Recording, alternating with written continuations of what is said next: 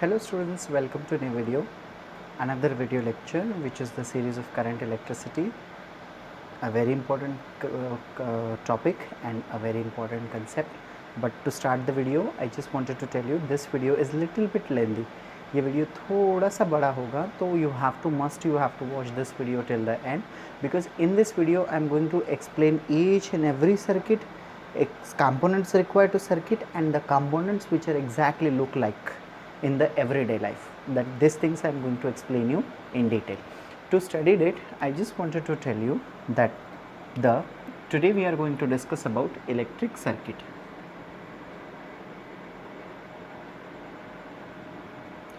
See, electric circuit is the nothing but the series or the components which are well arranged and perform regulatory work.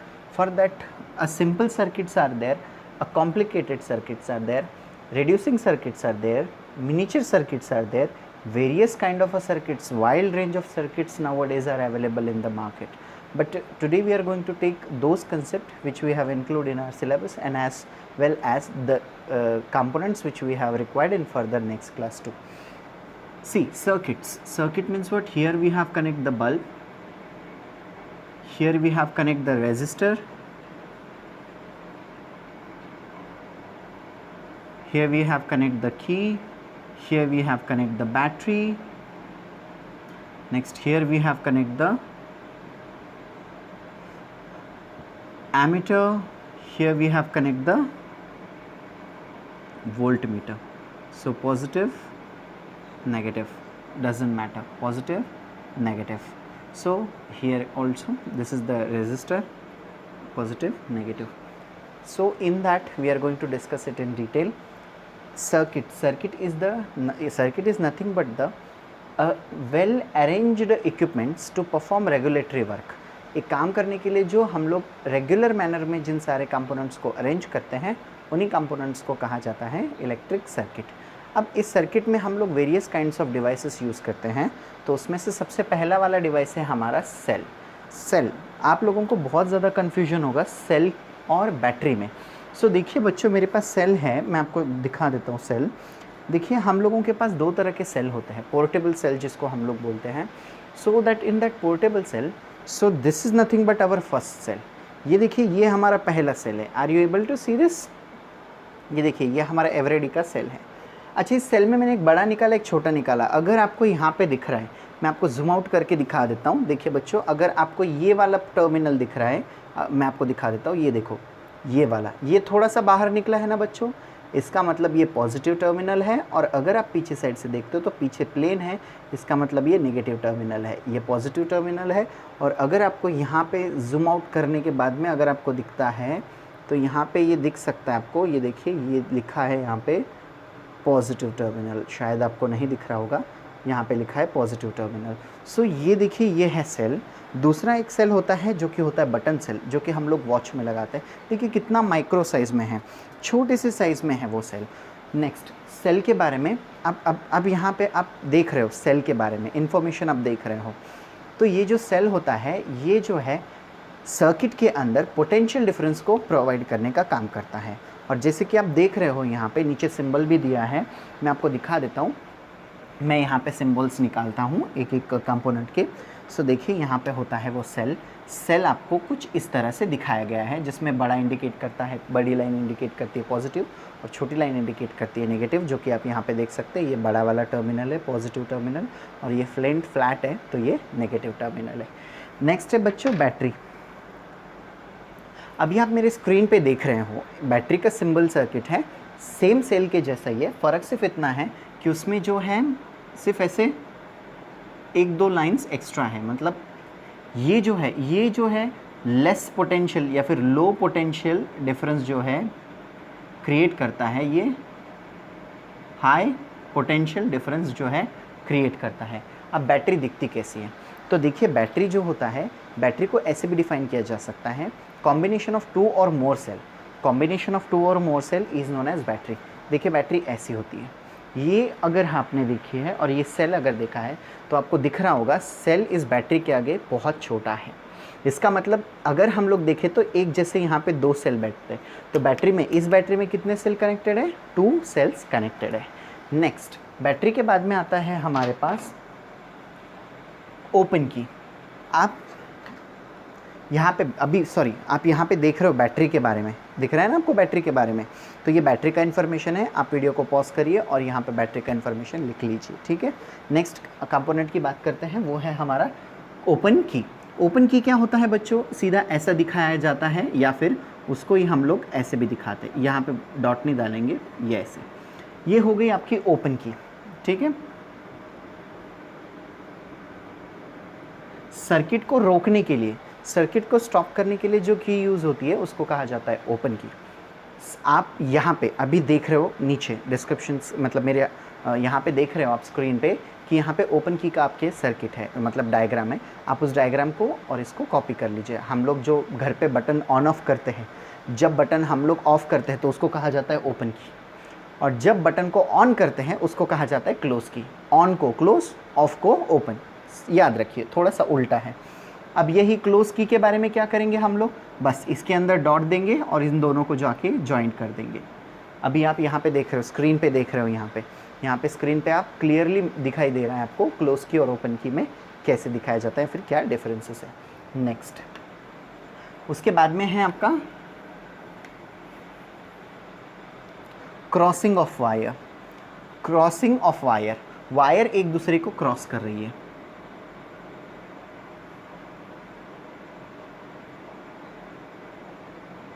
ये कुछ ऐसा है crossing of wire.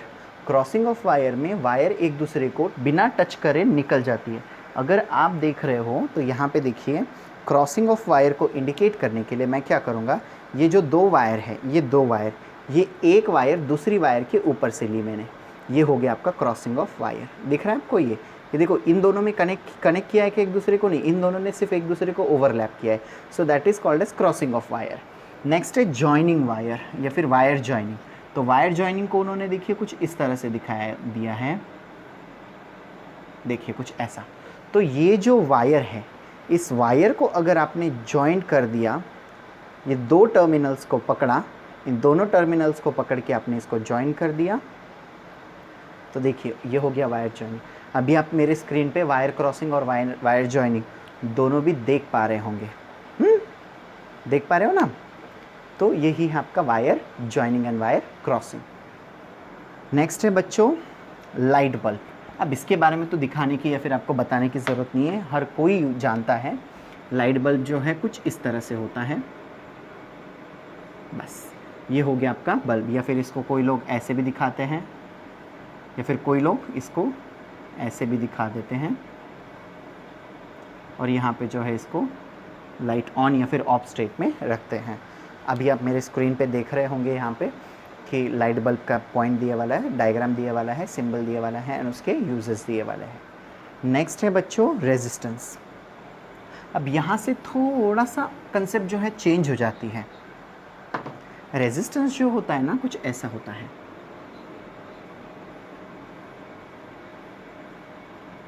और resistance में एक बात याद रखिए, अगर रेजिस्टेंस का इनिशियल एंड अगर आपने नीचे से स्टार्ट किया तो उसका फाइनल एंड जो है वो ऊपर से एंड होना चाहिए। इसका मतलब ये नहीं नीचे से स्टार्ट किया और नीचे से ही ख़त्म करके उसको लेके गए, ऐसे नहीं होता है। ये अगर नीचे से स्टार्ट हुआ तो ये ऊपर पे ख़त्म होता है, कुछ इस तरह से। ठीक है बच्चों, रेजिस्टेंस के बारे में ये बात ज़रूर ध्यान में रखिए, क्योंकि इससे आपके मार्क्स कट सकते हैं। अभी आप स्क्रीन पे देख रहे होंगे रेजिस्टेंस का पॉइंट आ चुका है मेरे स्क्रीन पे, आप देख रहे होंगे। अब मैं आपको दिखा देता हूँ रेजिस्टेंस। देखिए बच्चों, मेरे पास एक सर्किट पड़ा हुआ था, एक लाइट बल्ब का एक सर्किट था, कुछ इस तरह का सर्किट है मेरे पास, दिख रहा है आपको? इसमें ये वाला जो है ना, ये है मेरा रेजिस्टेंस। ये जो आपको दिख रहा है ना यहाँ पे, मैं आपको जूम आउट करके दिखाता हूँ।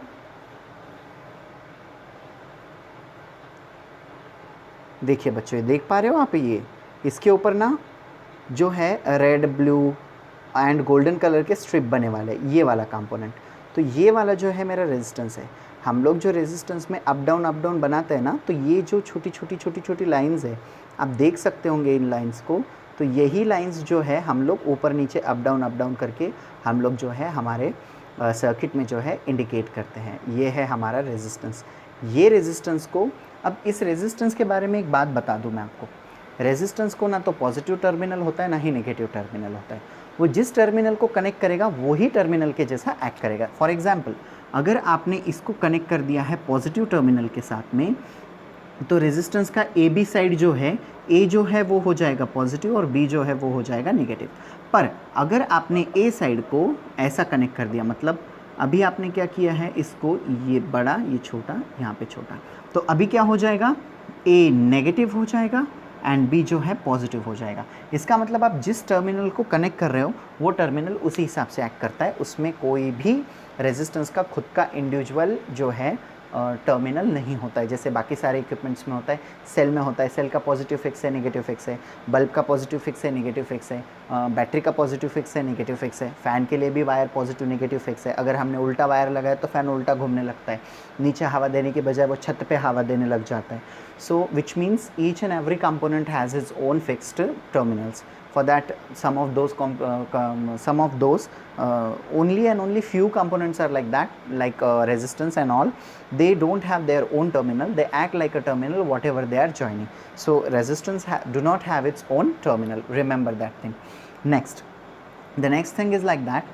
Next is variable resistance. In the variable resistance you have to draw the line. See, resistance has fixed value, resistance has its own fixed value, it do not have any different kind of. If it is 2 ohm, so it act like only 2 ohm only until for the rest of its time it act only 2. But variable resistance have the various ranges, means 2 ohm to 12 ohm, so we can adjust as per the requirement. If we require 3 ohm, so we have to just shift it, we'll get 3 ohm. If we wanted to 12 ohm, again shift it, get 12 ohm. Had you ever seen the regulator which we have used for a fan? So the fan, we have started rotating to it. When we have started rotating to it, so it started changing its resistance.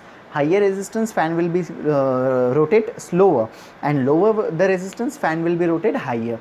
So variable resistance do not have means it is also have a fix, but in that also we can change its value. But if resistance, only resistance has its fixed value, which means it is 2 ohm, so it act like 2 ohm whenever we have used it. For example, we have taken this kind of resistance in AC, modular AC, refrigerator, TV, fan, etc. Sorry, fan not.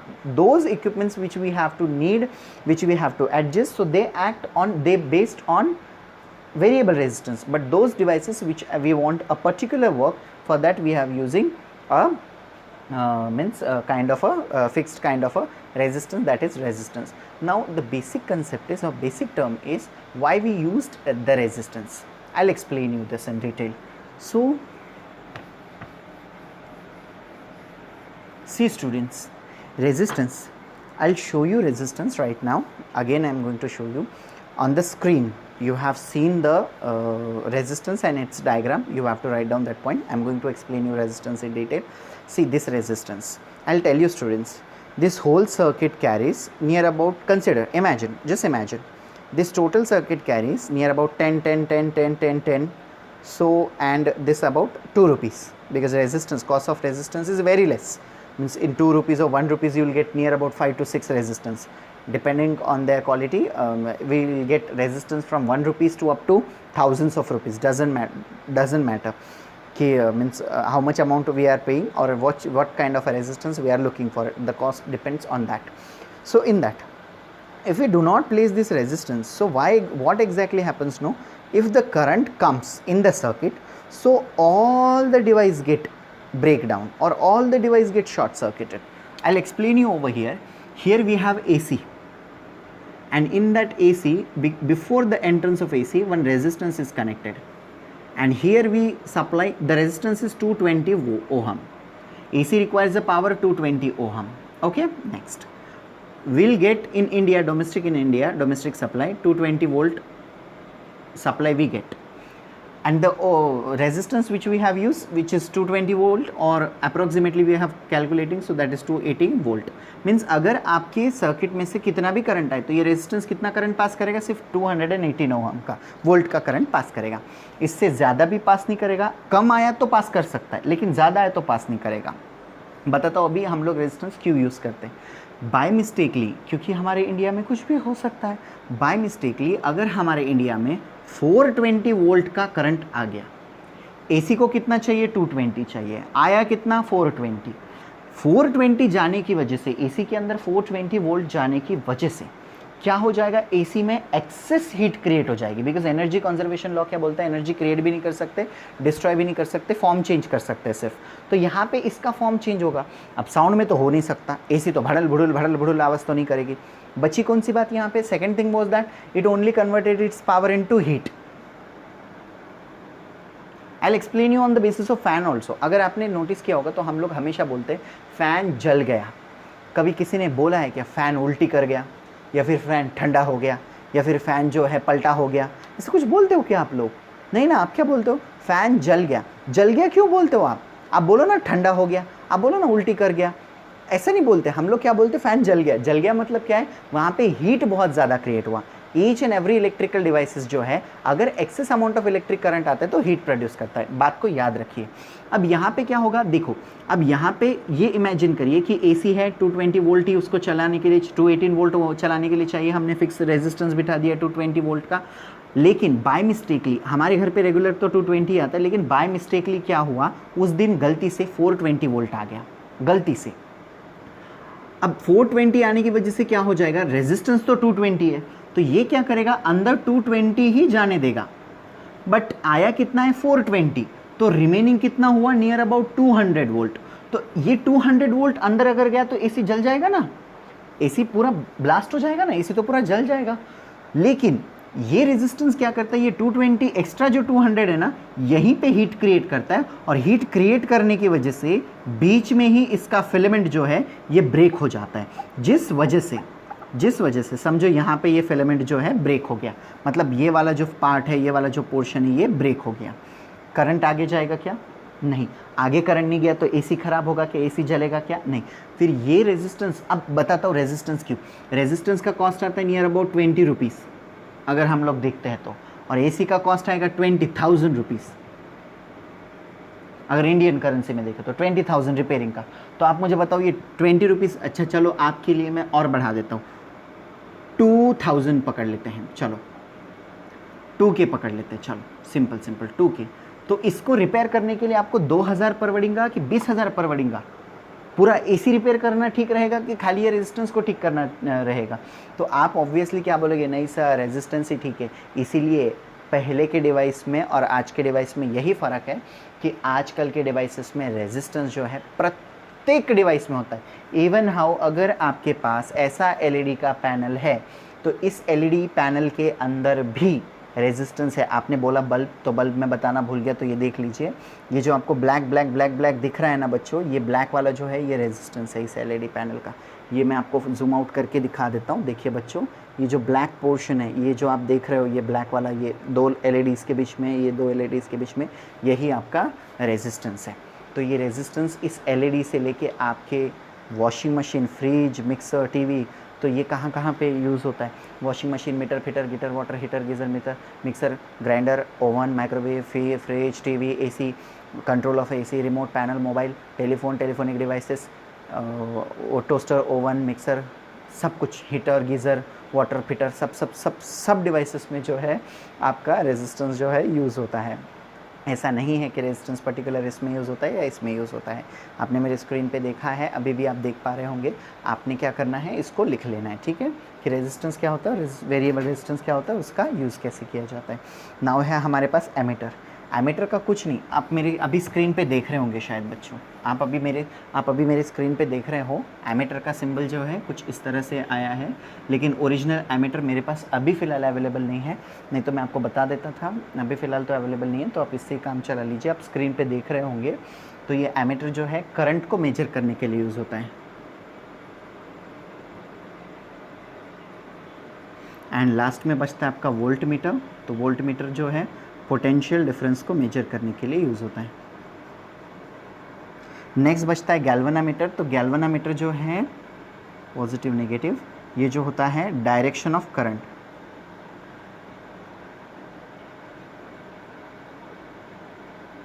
Galvanometer जो है direction of current को major करने के लिए use होता है। अब इसके साथ चलते हैं हम लोग थोड़ा सा वास्ट कंसेप्ट में। तो वास्ट कंसेप्ट में है हमारा कैपेसिटर। कैपेसिटर बच्चों, इस डिवाइस में मेरे पास एक सर्किट है। इस डिवाइस में ये जो लंबा सा खड़ा सा देख रहे हो ना आप, ये खड़े वाले जो दो ब्लैक कलर के देख रहे हो ना, ये मैं आपको जूम आउट करके दिखा देता हूँ। देखिए ये जो आपको ये ब्लैक पोर्शन दिख रहा है ना, ये वाला ब्लैक पोर्शन। सो ये वाला जो ब्लैक है, यहाँ पे देखिए, ये वाला जो ब्लैक पोर्शन है और ये स्मॉलर वाला जो ब्लैक पोर्शन है, ये वाला एक ब्लैक पोर्शन, ये तीनों है कैपेसिटर। अब इनका काम क्या होता है? फॉर एग्जांपल कभी कभी क्या होता है मालूम है बच्चों, कभी कभी हमारे यहाँ पे इलेक्ट्रिसिटी जो है कम ज़्यादा आती है, तो जिस वजह से डिवाइस में फ्लक्चुएशन आता है। एसी में फ्लक्चुएशन देखते हैं हम लोग, पहले आता था अभी नहीं आता है।